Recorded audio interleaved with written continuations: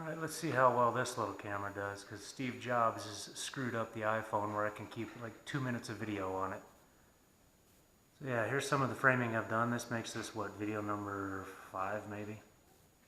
4 or 5. I guess I should stop counting. With the window up there that was there to the master suite has now been framed in, and you can see that I've put in 2x6s going across, so that way I can mount a screen to that wall someday in the future if I want. Meaning the blocking and backing is in place for that. Otherwise, did some of the rounded corner beads there, and I had a bucket of this. It's about to dry out, the joint compound. And you see how rough that stuff goes on when it's almost dry. And that's good for the first scratch coat, I guess. And then here, I framed in, get out of that light, framed in most of that for an archway that will divide the two spaces. That goes in there. Started the tear out in here, and once you ran a saw through this because it has its own underlayment here. You can kind of see that right here.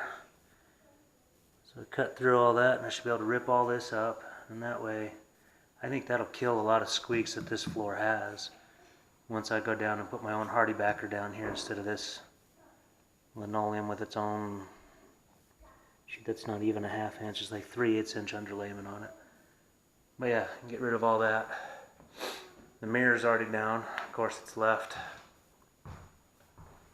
crap ton of this mastic on there. I don't know if that, maybe one point had contact.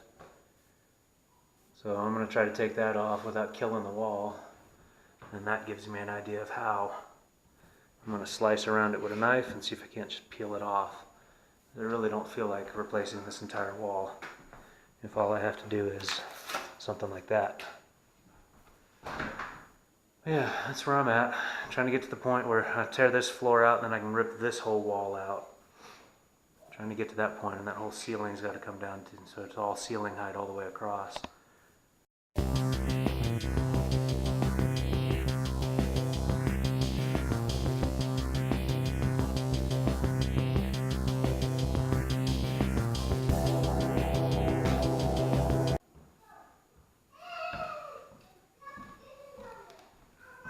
That's one of my favorite new tools. Little oscillating blade. This one's a wood with nails that goes through that. But yeah, just picked this one up. Happy birthday to me. But you can see what I did there was ran the circular saw in a grid pattern so I can pull all that out. Now if this linoleum was put on the original subfloor, there's no way to be doing this. But since it is on its own little 3/8 subfloor, and there as I can tell it's just stapled down, which is just ridiculous. You don't just staple something, you glue it too. That's why that floor squeaks.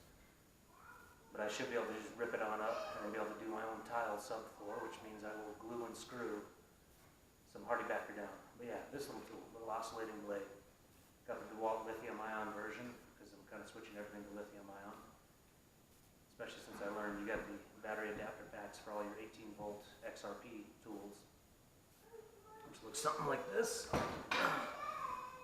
So it has a little adapter piece, and you can put the new lithium-ion battery packs on. But yeah, fun little tool.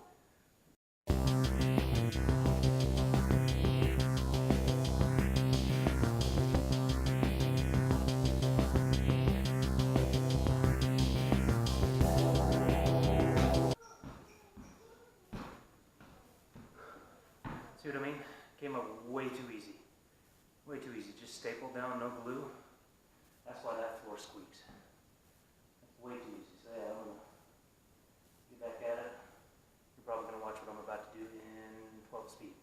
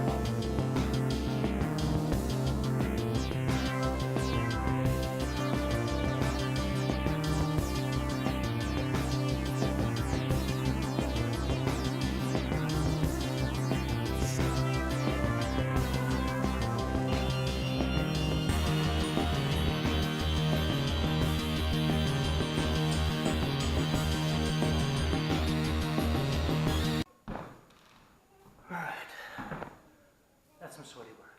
I got the AC on too. But you see how easy that floor came up. That's not good installation if you ask me. Not only that, by pulling it up, I'm loosening up the original construction. So yeah, I'll be spending some time on my hands and knees doing screwing in there. That sounds bad. How about screwing down the floor?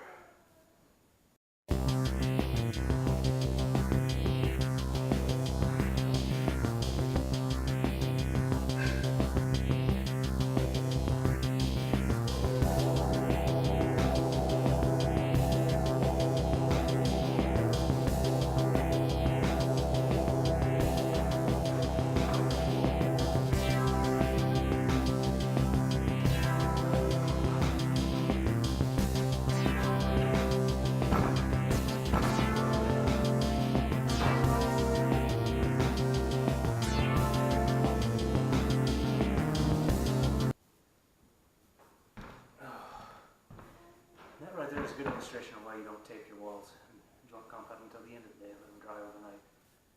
Got ahead of myself there. But I didn't want my corner beads coming off. But yeah, I'm going to cut it out here. So all the tools you might think about for pulling staples out. Your cat's paw, your regular pry bar, your hammer. None of them work as well as just a good set of side cutters. Because these, you can't get a grip on those things at all. However, side cutters come in, get a slight bite, and just pull it up like that. Slight bite, pull it up over like that. Just like that. There's your tip and trick of the day. Done a little bit of demolition in my day. Little tricks you learn. You just pull them out like that.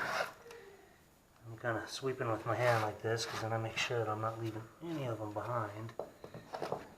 Because that's my kind of pet peeve when demolishing someone else's floor before you want to put underlayment on. You got to be absolutely positive you got all of it out. But yeah, let me get back to it.